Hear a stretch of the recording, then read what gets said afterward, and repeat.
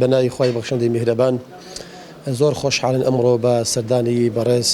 جەناب مامۆستا عەلی باپیری سەرۆکی کۆمەڵی دادگەری لەگەڵ وەفدی باڵای ئەنجومەنی باڵا کە هاتوون بۆ مەلبەند.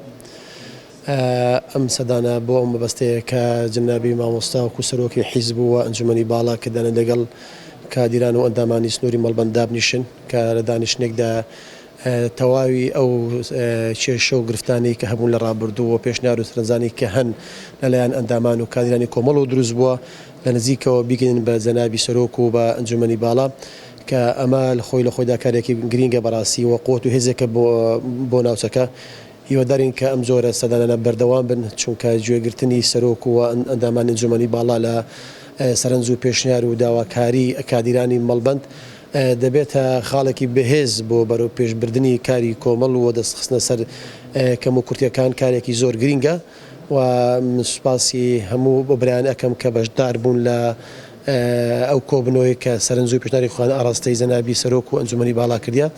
سوپاسی ئەوانشەکەم بەناوی مەلبەندش بە خاتری هەمویان ئەەکەم.